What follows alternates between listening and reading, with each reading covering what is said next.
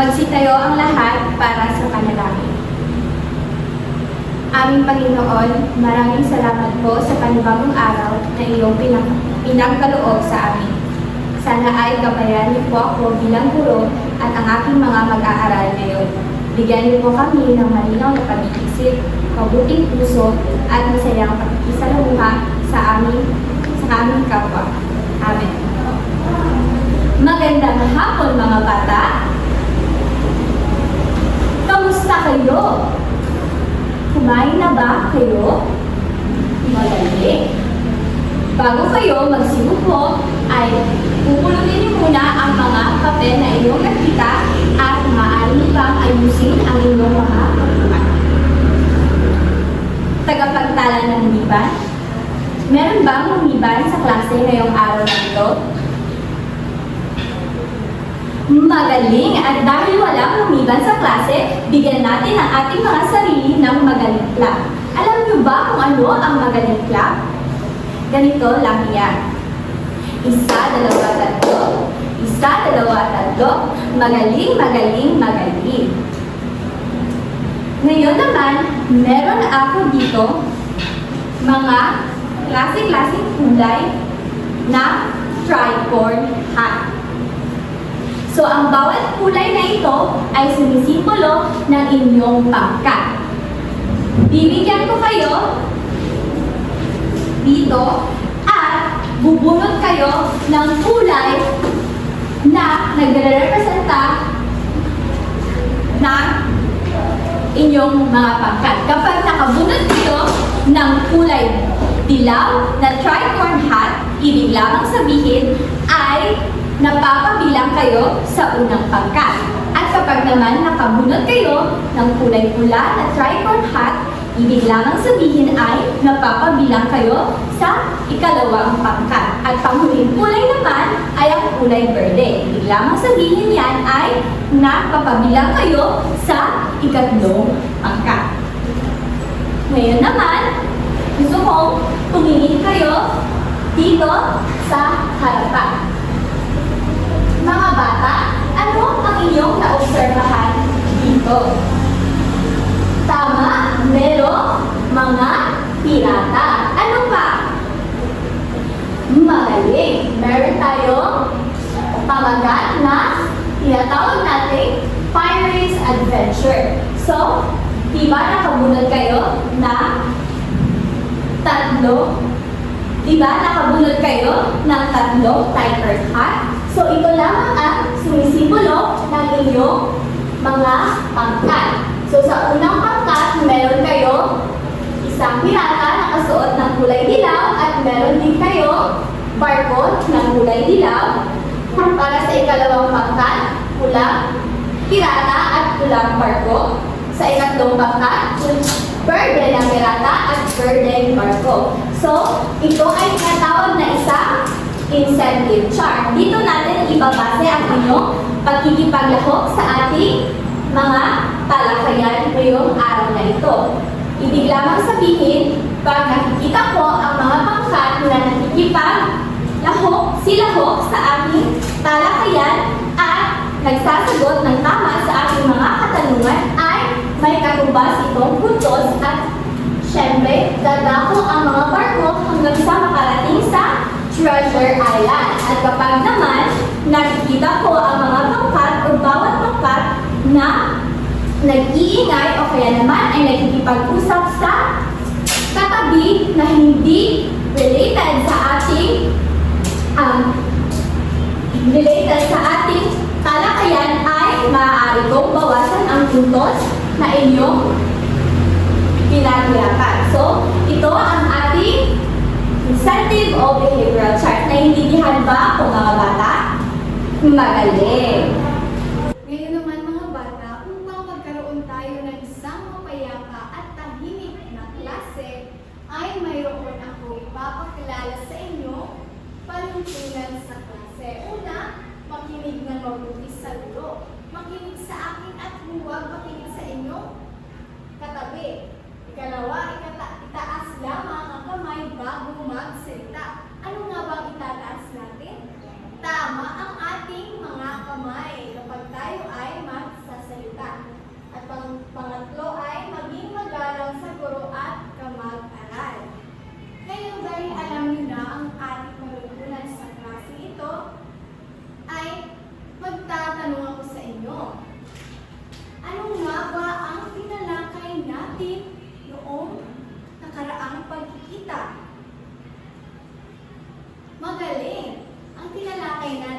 nakaraang pagkikita ay patungkol sa pagsuri ng akda. Ngayon naman, base sa ating tinalakay, maaari ba kayong magbigay ng halimbawa kung paano magsuri ng akda? Unang pangkat, tauhan, magaling. Pangalawang pangkat, tagpuan, mahusay. Iyon ang mga halimbawa sa pagsuri ng akda. Ngayon naman, bakit kaya ito mahalaga sa ating buhay? Pangatlong pangkat, tama, mahalaga ito dahil naaasa ang ating isipan na mag-isip ng mahusay. Ngayon naman, dahil alam na alam ninyo ang ating tinalakay noong nakaraang pagkikita, ay magkakaroon tayo ng isang gawain. Ang tawag sa gawain natin ay ang sigaw ng bayan. Ang gagawin ko, mga bata, ay magbibigay ako ng mga salita. At gagawa kayo ng isang linya. Ito para sa unang pangkat, pangalawang pangkat, at pangatlong pangkat. Ngayon, ibibigay ko ang salita sa unang mag-aaral na nasa harapan at ang mag-aaral na iyon ay ipapasa-pasa niya hanggang umabot sa panghuling mag-aaral. Ang gagawin ng panghuling mag-aaral ay tatakbo siya dito sa harapan at isulat niya ng tama ang salita na aking ibigay. Kapag tama ang inyong nasagutan ay bibigyan ko kayo ng isang puntos bawat tamang nasagutan. Naintindihan ba mga bata? At dahil naintindihan ay simulan na natin ang ating gawain. At dahil tapos na kayo sa ating gawain, ay bibilangin na natin ang inyong mga nakuhang puntos. Ang unang pangkat ay nakakuha ng 3 puntos. Ang pangalawang pangkat naman ay nakakuha ng 4 na puntos at ang pangatlong pangkat ay 3 puntos. Napakahusay. Ngayon naman, base sa ating ginawang laro o mga salitang nakasulat sa harapan, ano kaya sa tingin ninyo? O patungkol saan kaya ang mga salitang ito? Tama! Patungkol sa pagtutulungan. Habang kayo ay naglalaro, ano ang inyong nararamdaman? Masaya. Ano pa? Excited. Ano pa? Na-surpresa daw. Okay. Ngayon, base sa ating ginawang laro, ano kaya sa tingin ninyo ang ating tatalakayin sa araw na ito? Mahusay ang tatalakayin natin sa araw na ito ay ang panahon ng aktivismo. Ngayon naman ay ito ang ating layunin para sa araw na ito na nais natin makamit pagkatapos ng ating talakayan. Basahin natin ng sabay-sabay. Nakikilala ang kaugnayan ng kasaysayan at lipunan sa paghusbong ng mapanghimagsik na panitikan. Nakabubuo ng isang malikhaing pagsulat na nagpapakita ng mensahe ng kapayapaan at katarungan. Napapahalagahan ang papel na ginampanan ng panitikan sa pagpukaw ng damdaming makabayan ng mga Pilipino. Ngayon naman, dadako tayo sa panibagong tungkilan ng hamon. Pinamagatan ang ating gawain na Gising na Pilipinas. Mayroon ako dito mga pira-piraso, mga larawan na kakailangan ninyong buuhin. Pagkatapos naman sa likuran ng larawan na ito, may nakasulat na mga salita na konektado sa ating talakayan ngayong araw na ito. Ito ay para sa unang pangkat, pangalawang pangkat at ito naman sa pangatlong pangkat.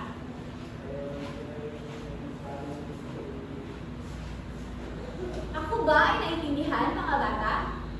O aking uulitin, kailangan niyo lamang buuin ang mga pira-pirasong larawan at sa likod ng pirasong larawan na inyong nabuo ay may nakasulat na konektado sa ating talakayan. Bibigyan ko lamang kayo ng 3 minuto para simulan ang ating gawain. Tapos na ba kayo mga bata? Magaling! So, kukunin ko na ang nabuo ninyong mga larawan. At dahil kasagot ang bawat pangkat, bibigyan ko kayo ng 10 puntos. Bigyan nyo ng palampakan ang inyong mga sarili.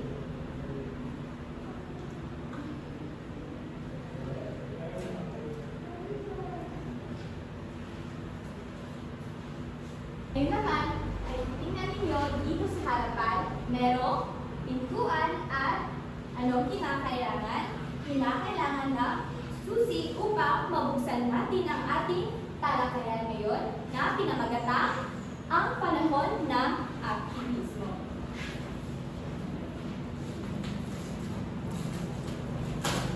So ano nga ba ang aktivismo mga bata? Ang aktivismo ay isang paraan ng pagkilala sa mga problema at suliranin ng isang lugar, bayan o bansa sa pamamagitan ng pagkilos ng mamamayan para ilantan, labanan at solusyonan ang mga ito. Isang halimbawa ay ng aktivismo ay ang pagproprotesta o pagrarally ng mga mamamayan.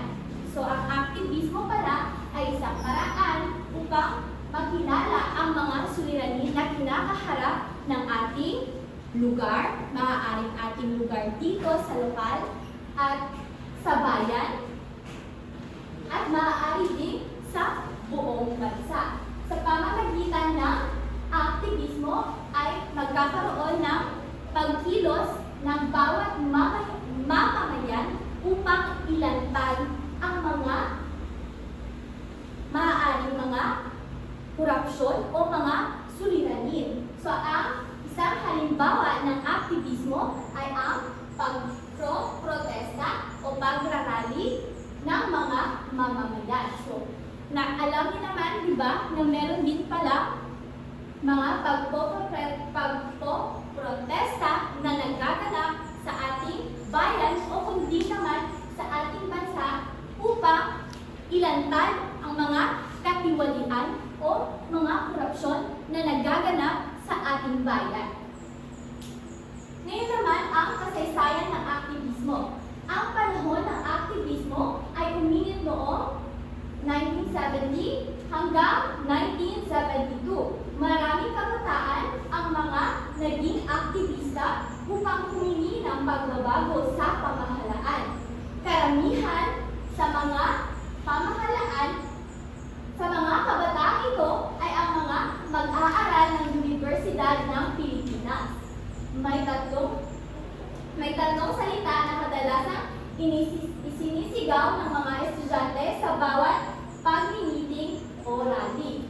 So, sa kasaysayan ng aktivismo ay uminit ito noong 1970 hanggang 1972. At ang mga kabataan na ito ay mga mag-aaral sa Universidad ng Pilipinas.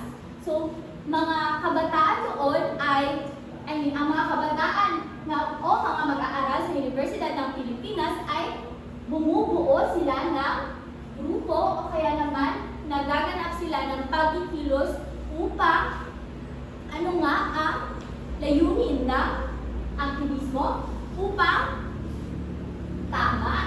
upang mailantad ang mga katiwalian o kaya naman ay solusyonan ang mga problemang hinaharap ng ating bansa.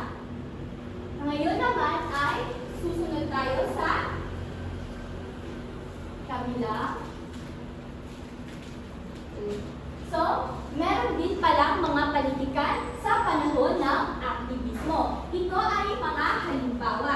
Sisimulan natin sa mga tula sa panahon ng aktivismo. Ang unang-una ay ang Mga A ng Panahon by Alejandro Perez, Kalikasan kay Anisito Silvestre, Peregrinacion at iba pang tula ni Rio Ayma, Mga Tula ng Bayan Ko at iba pa ni V.G.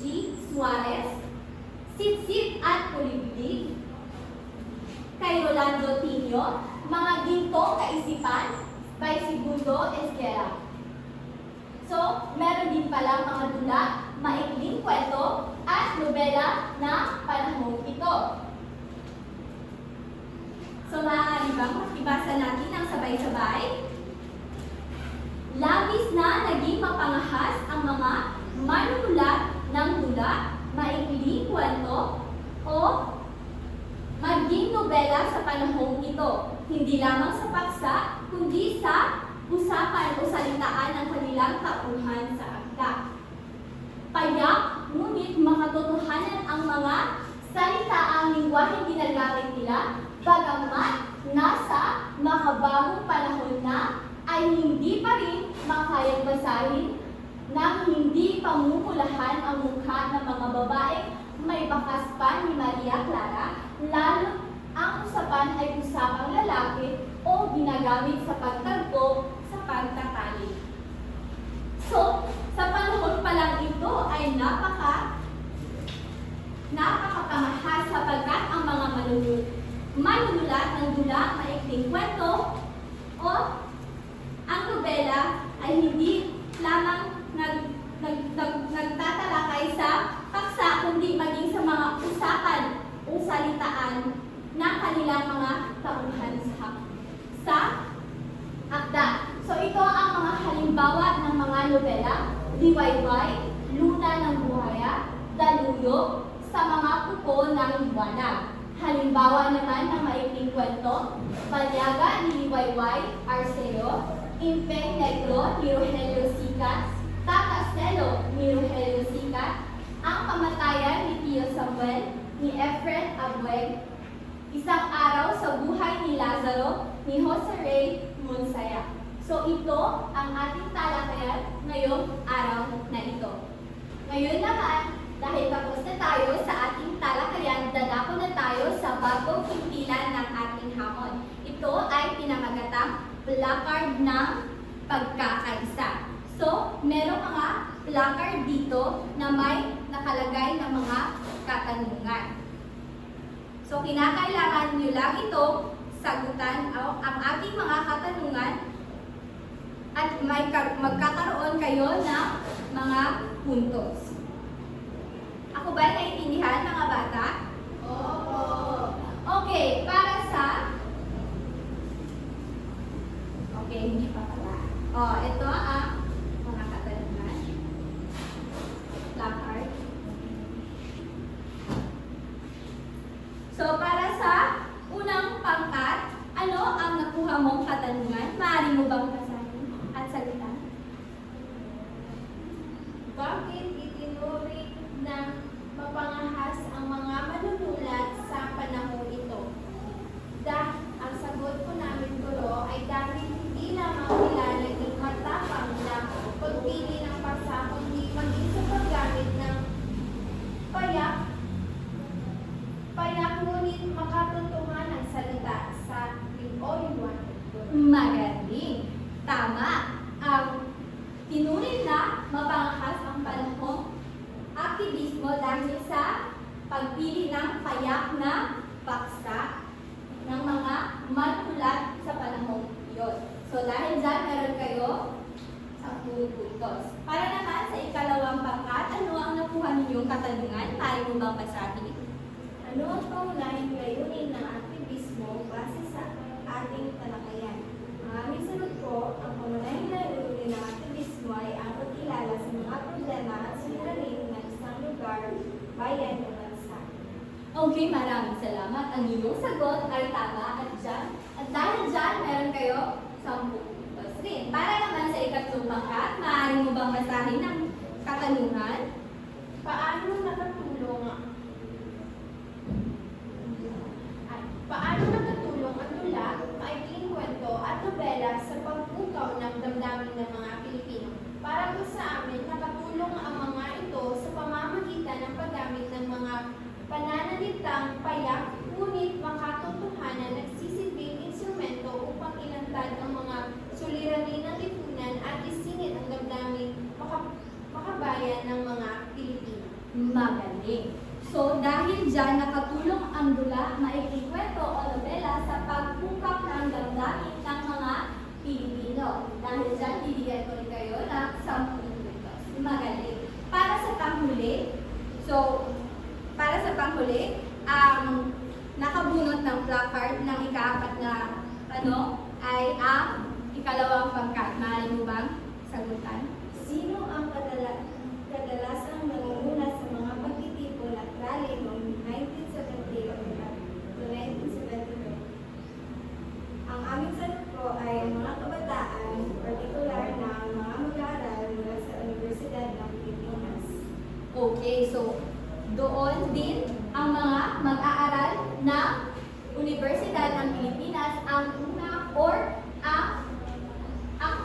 ang isa sa mga aktivista o mga kabataang aktivista ng panahong yun. So dahil dyan, meron kayo 5 puntos. Ngayon naman, dadako tayo sa ating bagong himpilan ng hamon. Ito ay tinatawag na ang paglilikha ng kasaysayan. Matapos ninyong maunawaan at nasagutan ang aking mga katanungan, siguro naman ay meron kayong ideya sa ating mga gagawin ngayon. So, ngayon naman ay dadako tayo sa ikatlong himpilan ng hamon. Ito ay pinamagatang ang paglilikha ng kasaysayan. Matapos ninyong maunawaan at naintindihan ang konsepto o ang panahon ng aktivismo, ay magkakaroon tayo ng ating panibagong gawain. Para sa unang pangkat, kayo ay bubuo ng isang slogan na kung saan nakapaloob ang mensahe ng kapayapaan at katarungan. Para naman sa ikalawang pangkat ay bubuo kayo ng tula na may 2 saktong na nagpapakita ng mensahe ng kapayapaan at katarungan. At para naman sa ikatlong pangkat, kayo ay bubuo ng maikling kanta na may 2 saktong na may mensahe ng kapayapaan at katarungan. Bibigyan ko lamang kayo ng 7 minuto para sa pagbuo ng mga kaibigan at 2 minuto naman para sa pagtatalakay dito sa harapan sa inyong gawain. Ako ba ay naintindihan mga bata? Magaling. Para sa ating proseso ng gawain sa pangkat, unang pangkat, slogan. Bibigyan ng scroll at mga kagamitang pangkulay. Bubuo kayo ng isang simpleng slogan na nagpapakita ng mensahe ng kapayapaan at katarungan hango sa inspirasyong nakuha sa talakayan patungkol sa panahon ng aktivismo. Ang slogan ay dapat may nilalaman na sikretong salita na kung saan makukuha sa paraan ng pagbunot sa harapan na may gabay galing sa guro. Pagkatapos ng pagpili ay kinakailangan na kapaloob ang sikretong salita sa gagawing slogan ng may kabuluhan. Ipapaskil sa harap ang nagawang slogan at magtatawag ang guro ng representante upang ipaliwanag ang kaugnayan nito sa pagpukaw ng damdamin ng pagbabago. Bibigyan lamang ng 10 minuto para sa pagbuo ng slogan at 2 minuto para sa paliwanag. Para sa pamantayan sa slogan, nilalaman, pagkakalikha, pagkakaugnay, at kalinisan. Ang mensahe ay mabisang na ipakita, pagkakalikha, napapaganda at napakalinaw ng pagkakasulat ng titik, pagkakaugnay, may malaking kaugnayan sa paksa ang slogan, kalinisan, malinis ang pagkakabuo ng inyong nasulat na mensahe. Para sa ikalawang pangkat, proseso ng gawain, bibigyan Bibigyan ng guro ng isang buong pad paper ang pangkat. Ang bawat miyembro ng grupo ay magtutulungan upang makabuo ng dalawang saknong ng tula na nagpapakita ng mensahe ng kapayapaan at katarungan. Pagkatapos ng pagpili ay kinakailangan nakapaloob ang sikretong salita sa gagawing tula ng may kabuluhan. Pagkatapos bumuo ay babasahin ito sa harapan ng sabay-sabay. Bibigyan lamang ng 10 minuto para sa pagbuo ng tula at 2 minuto para sa paliwanag. Para sa pamantayan sa pagbuo ng tula, katapatan sa paksa, naging tapat ang tagapagsalin sa paksa. Gumamit ang tagapagsalin ng mga salita na mas lalong mapapaunawa sa mensahe. Gamit ng wika, wasto ang balarila sa bawat taludtod. Piling-pili ang mga salitang ginamit. Elemento ng tula, litaw ang elemento ng tula, gumamit ng tayo-tayo upang mas maging maganda. Dating sa mambabasa, katangi-tangi ang salin dahil sa tumpak at pagkakamalikhain nito. Para naman sa ikatlong pangkat. Proseso ng gawain, bibigyan ng guro ng isang buong pad paper ang pangkat. Pagkatapos ng pagpili ay kinakailangan nakapaloob ang sikretong salita sa gagawing kanta ng may kabuluhan. Ang bawat miyembro ng grupo ay magtutulungan upang makabuo ng 2 saknong ng kanta. Maaaring gumamit ng iba't ibang tono ng mga awitin mula sa mga sikat na individual. Bibigyan lamang ng 10 minuto para sa pagbuo ng kanta at 2 minuto para sa paliwanag. Para sa pamantayan sa pagbuo at pagtatanghal ng awit, nilalaman nakapokus sa paksa ang nabuong awit. Paggamit ng mga salita, makubuluhan at piling-pili ang mga salita na ginamit sa awit. Pag-awit, malinaw ang pagkakabigkas ng mga salita at nalapatan ito ng angkop na tono o musika. Hikayat sa madla, nahihikayat, nakakahikayat, pakinggan ang himig ng awit. Kabuuang pagtatanghal, naging kawili-wili sa manunood ang pagtatanghal. At dahil tapos na kayo sa inyong gawain, ay alam kong marami kayong natutunan sa ating talakayan sa araw na ito. Kaya ngayon, ay ako naman ang magtatanong sa inyo dahil mayroon akong inihanda ditong mga katanungan na dapat masagutan ng bawat pangkat. Para sa unang pangkat, sa iyong palagay, bakit mahalagang gamitin ang mga manunulat ang kanilang talento sa pagsulat upang ipakita ang mga nangyayari sa lipunan? Mahalagang gamitin dahil upang ipamulat ang mga nangyayari sa ating lipunan. Magaling! Para naman sa pangalawang pangkat, ito ang katanungan para sa inyo. Bilang isang kabataang Pilipino, paano mo maipapakita ang iyong pagmamahal sa bayan sa gitna ng mga hamon na kinakaharap natin ngayon? Tama, sa pamamagitan ng pagbabasa at pagtangkilik ng sariling atin. Para sa pangatlong pangkat naman, kung ikaw ay mabibigyan ng pagkakataong sumulat ng isang tula o kwento, anong mensahe ang nais mong iparating upang magising ang damdaming makabayan ng iyong mga kaklase? Mahusay, nais daw nilang magsulat ng tula patungkol sa kahalagahan ng edukasyon. Ngayon naman, dahil alam na alam ninyo at ang ating tinalakay at marami kayong natutunan sa araw na ito, nais kong pumunta kayo sa inyong mga upuan at pulutin ninyo ang mga basura sa ilalim ng inyong upuan. Magsiupo kayo ng mabuti dahil ngayon ay sasagutan ninyo ang aking mga katanungan na nakasulat dito. Bibigyan ko lamang kayo ng 10 minuto upang sagutan ang nakasulat na tanong sa papel. Tapos na ba mga bata? At dahil tapos na ay ipasa nila sa harapan ang mga papel. Ngayon naman, dahil tapos na tayo sa ating pagsusulit, ay kami kuha ng inyong kwaderno kopyahin ang nakasulat na takdang aralin dito. Tapos na ba mga bata? Opo. At dahil tapos na ay magsitayo ang lahat. Paalam na mga